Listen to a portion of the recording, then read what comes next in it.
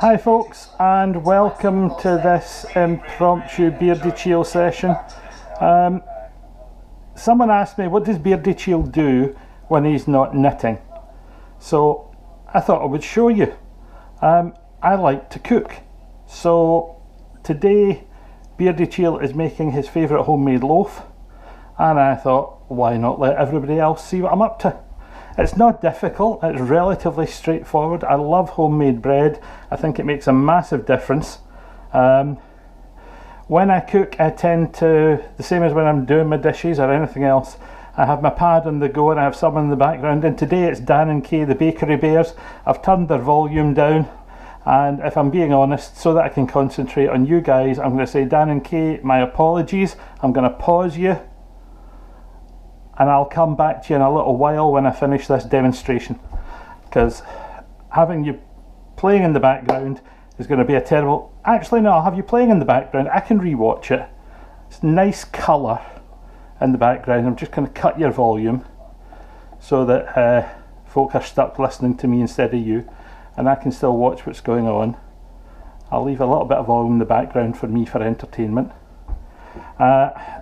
And I hope you'll forgive me. I don't intend to infringe your copyright in any way, but this is the way Beardychiel bakes. This is the way Beardychiel knits. This is the way I pass my time. So, in fact, we'll maybe have some extra light as well. It's a little bit dark in here today. Okay, so Beardychiel's favourite loaf. My favourite measuring jug. It's a big nylon jug, and it has pints and cups and fluid ounces and millilitres and grams and ounces and grams and ounces. And grams and ounces for flour, grams and ounces for sugar. Obviously the same as most jugs. So we're going to start. Here's fun. Grams and ounces for flour, and a digital scale, because I like to know that my measuring's accurate. So I'm looking for 500 grams of strong white bread flour today to get me started. Where are we? 480, 489. Ooh. 580. Bit of an overflow there. Let's just have some back out.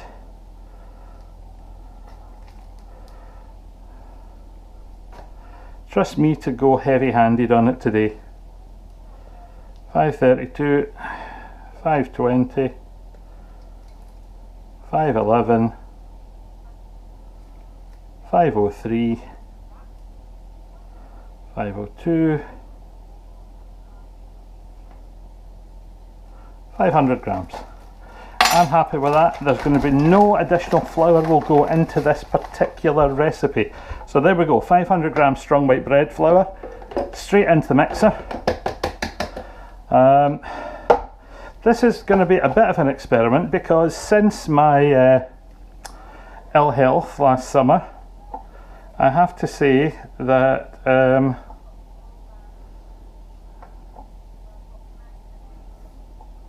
we go, we're at 0, and I'm looking for 10 grams of yeast.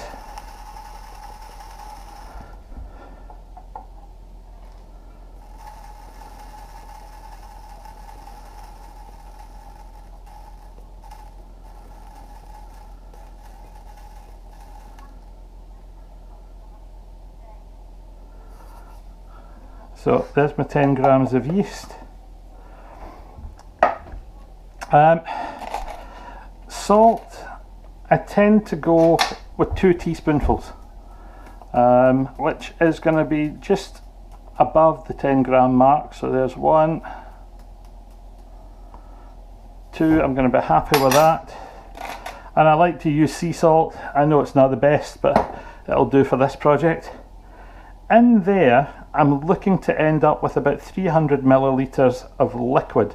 Now, I know that I can start with cold water. I know that I can start with lukewarm water. Today, I'm gonna do exactly that. Now, excuse me for a second, I'll pause here and go and get another jug. Right folks, we're back. So here we go. I want 300 grams or 300 millilitres of water. That's 300 grams in weight. So I'm going to add that to my yeast, which is at 10. So I want to get up to 310.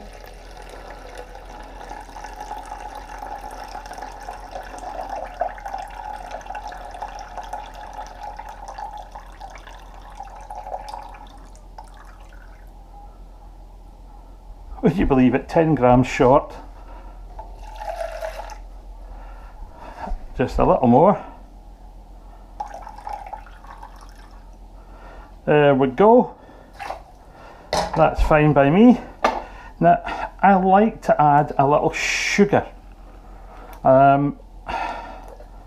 And today, the sweetness for this loaf is going to come from this Mexican orange blossom honey. Just because it happens to be in the cupboard and I'm thinking it needs to be used up, and I'm going to add, oh, let's see, 20 grams, roughly.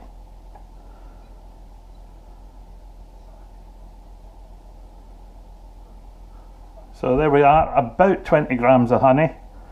That's like 1 tablespoonful. And so scrummy it is as well. And I also like to have just a little oil, a couple of tablespoonfuls of oil. So we're going to have another 30 millilitres of liquid in form of honey.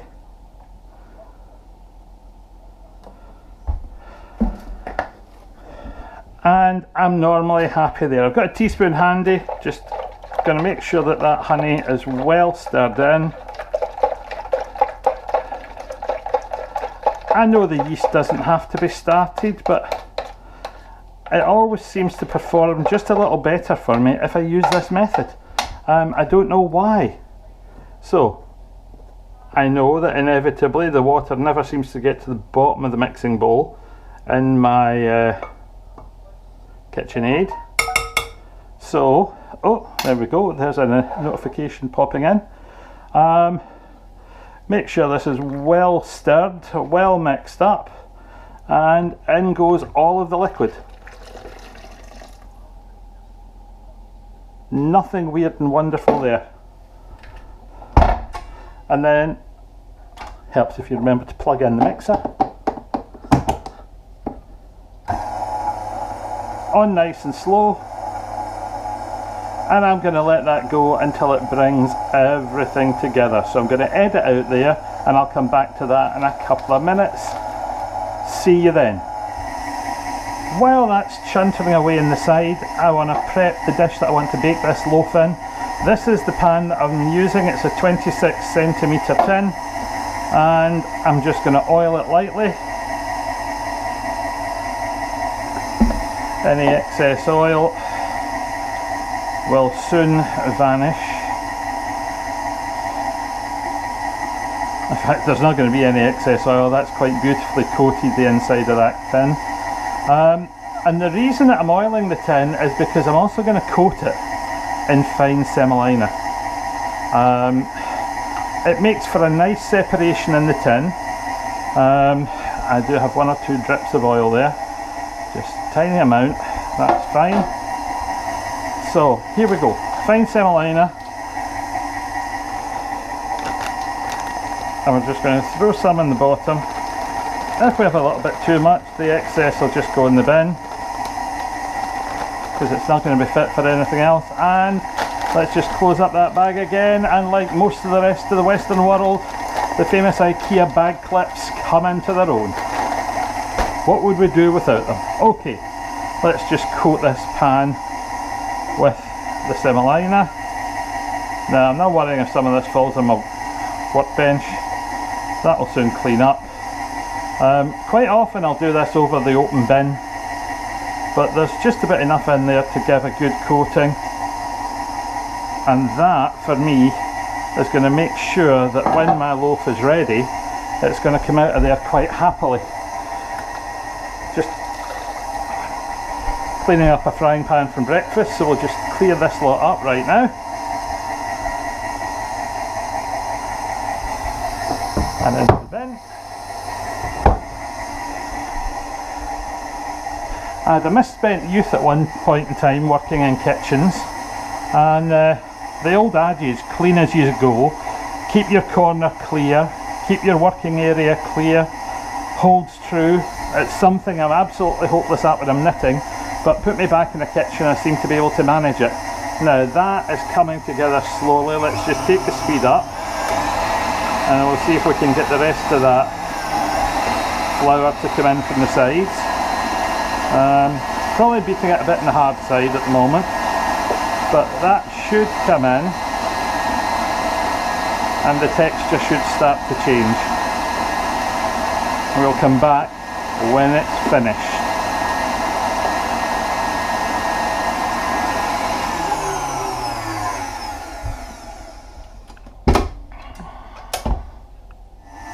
And we're back, folks. Most of the flour looks as if it's become incorporated into that batter. The batter's starting to look as if it's pulling and stringing from the side, which means the gluten's building up nicely in it. It's slightly runnier than I had intended, but then again I've maybe just gone slightly over the top using honey instead of sugar. So let's have a see how it looks. Yeah, it is a bit softer than I would normally expect. So what we're going to... 15 grams of flour, going to do it the old fashioned way. 1 rounded tablespoon. And we'll just work that in. See how it looks. And if we need to adjust it again, we can. I know that I could adjust it in the kneading stage by having plenty of flour on my board, but I don't like doing that. I like to have an oiled board rather than a floured board. It gives me what I'm happier with in terms of the type of dough that I'm looking for. Now that is pulling away quite beautifully from the sides of the bowl. I'm just going to let that run for a couple of minutes and let the gluten build up a little.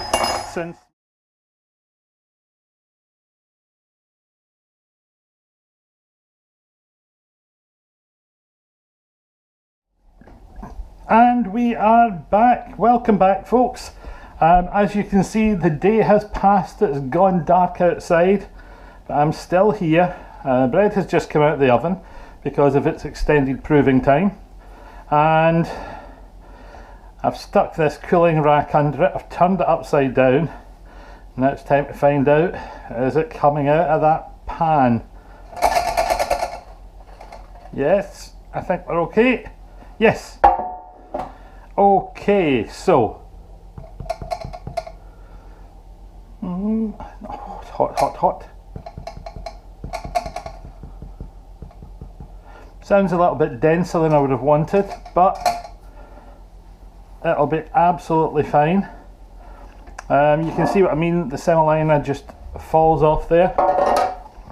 Now, I know it's hot, and I know it's not recommended when it's hot, but I just have to have a look at the crumb. So, being super careful, I'm going to cut into the end of it, and we're going to have a look. And there you go, reasonable texture. It's still steaming a little, so I'm not expecting too much of it at the moment. I'm going to leave that and let it cool before I do anything else. It's even too hot to put butter on and try. Yeah, that's going to have to cool before I do anything else. But I'm happy with that. It's a much softer centre than some people would like, but that's going to suit me down to the ground. I'm perfectly happy with that. Hasn't risen as much as they do sometimes. They vary from time to time, but the texture is absolutely fine, and I'm looking forward to that being cold and me eating it. So see you all later. Hi folks, I said I would be back when the bread came out of the oven. Unfortunately the camera had a flat battery, so the bread came out of the oven. The bread, which started off that long, has duly been swallowed. The texture inside is a nice fine texture. It springs back nicely. Lovely tasty loaf, not massively risen because I hadn't slashed the top, but absolutely tasty, served its purpose nicely, and it was a pleasure to put together. So Beardychiel cooks, or Beardychiel bakes and cooks, episode 1 has come to an end. I hope you've enjoyed it. It was a good bit of fun just experimenting to see how it would work out, and I will have a wee look and see what I fancy doing next. But I will be back with another recipe, either baking or cooking, in the near future, and I look forward to seeing you then. Bye for now.